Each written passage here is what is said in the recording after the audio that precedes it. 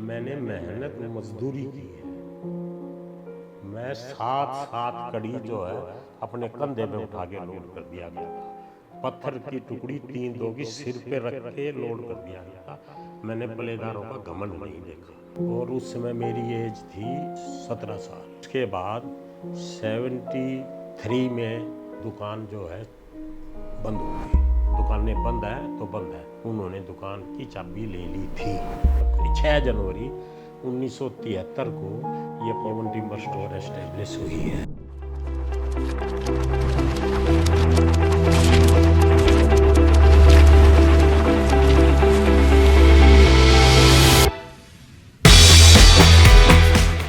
घर बनाने के लिए बाजार में आपको प्रोडक्ट और मटेरियल, खासकर जब आप इंटीरियर में काम करना चाहते हैं तो बहुत मिल जाएंगे, लेकिन 80 से ज़्यादा साल का अनुभव, प्रोडक्ट की क्वालिटी, भरोसा, एक ऐसा नाम जिसको 4 पीढ़ियों ने सींचा है अपनी मेहनत से, अपने विश्वास से, अपने भरोसे से। और आज उसी विश्वास और भरोसे की कहानी को लेकर द मटीरियल डायरी में विरासत के व्यापार शो पर मैं संदीप लठवाल आपका स्वागत करता हूं। और आज हमारे साथ कंपनी के 3rd जनरेशन से अरुण कुमार मित्तल जी हैं, जिन्होंने अपने दादा बाबूजी की लेगेसी को आगे बढ़ाया है अपने भाई साहब पंकज जी के साथ मिलके। और चौथी पीढ़ी में विवेक मित्तल जी भी उनको ज्वाइन कर चुके हैं। तो स्वागत करते हैं अरुण मित्तल जी का। नमस्कार सर। नमस्कार सर, बाजार में आपके बारे में बहुत सुना मार्केट में, और काफ़ी सारे आर्किटेक्ट ने भी आपका नाम दिया। सौभाग्य है हमारा आज आपसे मिलने का मौका मिला है हमें। आपका इतिहास आज़ादी से पहले का है, जी। तो थोड़ा सा आप हमें बताएंगे कि ये फार्म कैसे शुरू हुई थी, क्या क्या प्रोडक्ट में आप उस टाइम डील करते थे? देखो, शुरुआत तो हमारे दादाजी का लगाया हुआ पौधा है। उन्होंने 1942 में पवन टिम्बर का एक छोटा सा वृक्ष लगाया था और हमारा गांव सोनीपत में यह राड़ था। बिकती थी, चौखट बनती थी दुकान पे ही, छतों में यूज होती थी लकड़ी। लगभग 1973 तक सिर्फ टिम्बर का ही काम रहा लकड़ी। 1973 में हमारे पिताजी पवन कुमार मित्तल जी भी इस दुकान पे आ गए, तो उन्होंने भी इस दुकान पे बैठे। तो हमारे दादाजी के साथ उन्होंने मिलके इसमें गाटर पत्थर को भी ऐड ऑन कर दिया। गाटर पत्थर को ऐड ऑन कर दिया तो मैं और मेरा छोटा भाई भी जल्दी आ गए। 12 साल की उम्र में 1985 में दुकान पे आ गए। हमें लगता था कि ये पवन टिम्बर का जो हमारे दादाजी ने पौधा लगाया है उसको सींच पापा रहे हैं, उसको एक विशाल वृक्ष हम दोनों भाई मिलके बना सकते हैं। हमारे अंदर जुनून था पढ़ाई लिखाई के, हम इतने माहिर नहीं थे। हमें लगा कि अपने बिजनेस को ग्रोथ किया जाए। जो कट गया वो पड़ गया। बिजनेस तो इसी का नाम है। बड़े बड़े MBA वाले जॉब कर रहे हैं हमारे पास आज की डेट में, और हमारे को तो अपने बिजनेस की ग्रोथ चाहिए थी। मेरे बेटे ने भी खुद ने BTech करके जॉब करने चला गया, तो उसको भी समझा के हम तो दोनों भाई बिजनेस में ही ले आए कि हमारे बिजनेस को बढ़ाना। राइट, तो हमारा इंटरेस्ट बिजनेस का ही है। ठीक है। तो आप आज कौन कौन से प्रोडक्ट में डील करते हैं, क्या सॉल्यूशन ऑफर करते हैं? मेरे पास तो दुकान पे आज भी कम से कम 30-40 ब्रांड का माल बिक रहा है। लोकल भी हैं, बड़ी कंपनियां भी हैं, मीडियम सेगमेंट भी हैं, सनमाइका है, प्लाई बोर्ड है, लकड़ी है, अनेक आइटम है आजकल इंटीरियर में भी। कम से कम टोटल को आप काउंट करोगे तो 100 के करीब कंपनियों से मैं काम कर रहा हूँ।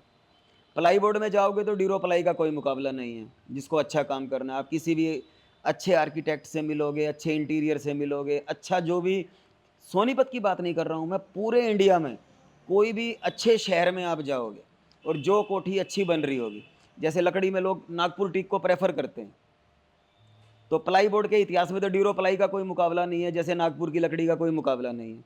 तो अच्छी कोठी पे, अच्छे शहर में, अच्छे घर में जहाँ भी आप जाओगे, जो अच्छी इन्वेस्टमेंट करके कोठी बना रहा होगा वहाँ डीरो प्लाई ही मिलेगी। और सोनीपत शहर में डीरो प्लाई के साथ साथ जिसको अपना अच्छा घर बनाना है, ट्रस्ट है, वो पवन टिम्बर पे जरूर आएगा। तो ये आपको बाजार में इतने साल हो गए हैं, टिके हुए हैं, इस सफलता का राज क्या है? इस सफलता का राज है हमारी क्वालिटी। आज अमूल दूध बाजार में सबसे ज़्यादा क्यों बिक रहा है? इसीलिए बिक रहा है कि उसकी क्वालिटी मेंटेन है। पतंजलि का भी दूध आ गया, दुनिया भर के दूध आ गए, नमस्ते इंडिया आ गया, नहीं बिक रहे ना, अमूल ही बिक रहा है। तो पवन टिम्बर अपने आप में एक ब्रांड है, उसका कोई मुकाबला नहीं है। व्यापार में एकदम जो जे कर्व आता है, ग्रोथ आती है, वो टर्निंग पॉइंट क्या था जब आपको लगा कि हाँ अब हम उस दिशा में आगे की तरफ बढ़ गए? टर्निंग पॉइंट तो एक ही था जी, हमारे सोनीपत में जो माल बिकता था, अच्छे सेगमेंट का कोई नहीं रखता था। अच्छे सेगमेंट में हमने अपनी दुकान पे ड्यूरोप्लाई को ऐड किया, तो उससे हमारे एकदम टर्निंग पॉइंट आ गया। हमारी सेल और पवन टिम्बर की ग्रो रातों रात, दिन चौगनी रात उल्टी में बदल गई। आपने भी एक अच्छी बात बोली कि ड्यूरो आपने रखना शुरू किया। मैं अगर इसको ऐसे पूछूं कि एक ब्रांड के साथ जब आप एसोसिएट होते हैं, जुड़ते हैं, जी, तो उसका एक काउंटर की ग्रोथ में कितना योगदान होता है? क्या आपको ब्रांड में डील करना चाहिए व्यापार की ग्रोथ के लिए, अपने खुद के काउंटर की ग्रोथ? वो ब्रांड पे डिपेंड करता है। ब्रांड बाजार में हजारों हैं, लेकिन ड्यूरोप्लाई का मुकाबला नहीं है। ड्यूरोप्लाई अपने आप में ही एक सबसे अलग हटके ब्रांड है। ब्रांड तो हजारों हैं, ब्रांड तो काउंटर की एक शान होता है, लेकिन ब्रांड भी होना चाहिए उस लायक।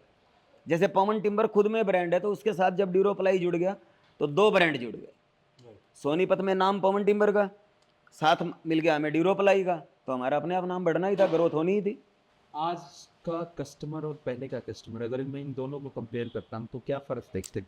आज का कस्टमर ओवर स्मार्ट है। आज जो भी पहले जो कस्टमर आता था, कारपेंटर बेस आता था, और वो जैसे कारपेंटर ने बोल दिया अभी वो माल लगाना है तो वो ही लगा लेता था। आज का जो कस्टमर है वो इंटरनेट का बेस कस्टमर है, आर्किटेक्ट बेस कस्टमर है। आज वो आर्किटेक्ट से और नेट से अपनी पूरी स्टडी करके आता है कि उसको क्या लगाना है, इसलिए वो अच्छे ब्रांड की तरफ भागता है। राइट। कोई यादगार प्रोजेक्ट या कस्टमर जिसको आप आज भी याद रखते हैं कि वो आए थे हमारे इसलिए, बहुत बढ़िया रहा? ऐसे कस्टमर तो देखो, पवन टिम्बर स्टोर पे जो अभी आ गया, हमारे लिए तो सारे कस्टमर भगवान का रूप है। कस्टमर की बात करें तो कोई प्रोजेक्ट ऐसा? प्रोजेक्ट तो देखो, हर दुकान पे आते हैं, हर दुकान पे जाते हैं, लेकिन जहां आपका माल जा रहा है वहां से अगर कस्टमर खुश होके आपको अपना जवाब दे रहा है कि मैं आपके व्यवहार से सेटिस्फाइड हूँ, आपके माल से सेटिस्फाइड हूँ, तो उससे बढ़ के तो कुछ वैल्यू नहीं। एक सीख के तौर पे ये क्वेश्चन मैं जानना चाहूँगा आपसे, जब फैमिली बिजनेस होता है, कई सारे लोग होते हैं इसमें, कई बार डिसएग्रीमेंट भी होते हैं, उनको कैसे हैंडल करते हैं? नहीं, ऐसा कुछ नहीं है, वो हम प्यार से हम हैंडल कर लेते हैं। अगर एक परिवार में दो बर्तन हैं, वो भी खड़केंगे। वो समझदार को अपना तरीके से मेंटेन कर लेना चाहिए। कभी कोई झुक गया, कभी कोई झुक गया। बाकी बिजनेस में इतना बड़ा इशू कोई आया नहीं। अगर कोई आया भी है तो हम तो हाथ जोड़ के भाई राम राम। बाजार में पुराना नाम होना, आपको 80 से ज़्यादा साल हो गए, एक बिजनेस के लिए, काउंटर के लिए कितना हेल्पफुल है? उसकी तो कोई मुकाबला ही नहीं है ना। एक 80 साल पुराने नाम को, असली जो मुकाबला है उस नाम को संभालना। उस नाम को आप 80 से 100 में कैसे लेके जाओगे, वो है मुकाबला। तो नाम 80 साल का तो हमें लगा लगाया पौधा मिल गया। आज मेरे बेटे की अगर आप बात करते हो, मेरे भाई के बेटे की बात करते हो, उनको तो करना क्या पड़ा है। पहले हमारे दादाजी ने करा काम, फिर हमारे पापा ने करा, फिर उनके दोनों पापा चाचा ने काम करा।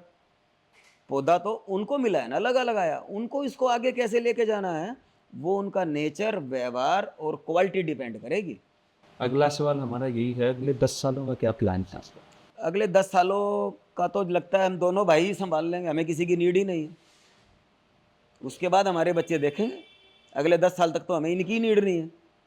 व्यापार में क्या बदलाव लाने चाहेंगे? व्यापार में जो बदलाव लाना है उसके लिए हमने अपने कस्टमर के लिए अपनी एक लेटेस्ट 20 साल आगे तक की गैलरी तैयार कर दी। उसको कस्टमर को दिल्ली जाने की, इंडिया में किसी कोने में जाने की आवश्यकता नहीं है। उसको अपने घर का बेस्ट से बेस्ट प्रोडक्ट जो भी चाहिए वो पवन टिम्बर पे आए, चूज़ करे और लेके जाए। अच्छा, आजकल की जनरेशन जो व्यापार में, रिटेल बाजार में स्पेशली आ रही है, तो उसके लिए क्या संदेश, क्या मैसेज देना चाहेंगे? मेरी तो एक ही संदेश है कि वो क्वालिटी देख के माल ले। सारा खेल है क्वालिटी का। आज दिन पर दिन आप देखो लेबर कितनी महंगी होती जा रही है। आज एक घर बनाने में 25 से 30% का खर्चा लेबर रेट का है। तो उसको अगर वो क्वालिटी पे ध्यान देगा तो उसके घर की लाइफ ऑटोमेटिक 20 साल बढ़ जाएगी। पहले बने हुए घर 70-80 साल तक कुछ नहीं बिगड़ता था, और आज जो घर बन रहे हैं वो 10 साल में रेनोवेशन क्यों मांग रहे हैं। वो क्वालिटी पे ध्यान नहीं दे रहे, चमक दमक पे ध्यान दे रहे। अगर क्वालिटी पे ध्यान देंगे तो कोई उसको आवश्यकता ही नहीं है। 80 साल पुरानी मेरी फर्म हो गई पवन टिम्बर स्टोर। क्वालिटी है तो टिकी है ना। नए तो पता नहीं कितने आए कितने गए, नई 9 दिन, पुरानी 100 दिन। बहुत बढ़िया बात है। व्यापार में सफल होने का मंत्र क्या है? व्यापार में सफल होने का एक ही मंत्र है, नेक नियत से चलो, अच्छा माल दो, आप सफल रहो। ट्रस्ट नहीं टूटना चाहिए कस्टमर के ऊपर से आपका, ये सबसे बड़ा मंत्र है मेरे हिसाब से। अपनी ईमानदारी से काम करो। तो दोस्तों ये मैसेज है आप लोगों के लिए। और अगर आप रिटेल व्यापार में इंडिया के किसी भी कोने में आप डील करते हैं और बिजनेस में सफल होना चाहते हैं तो आपको अपने प्रोडक्ट की क्वालिटी और सर्विस पर ध्यान देना होगा, तभी आप व्यापार में सफल हो सकते हैं। आज के शो से मैं यही साइन ऑफ करता हूँ। एक नए मार्केट से, एक नए काउंटर से फिर से आपसे मुलाकात होगी। Thank you so much. Thank you sir.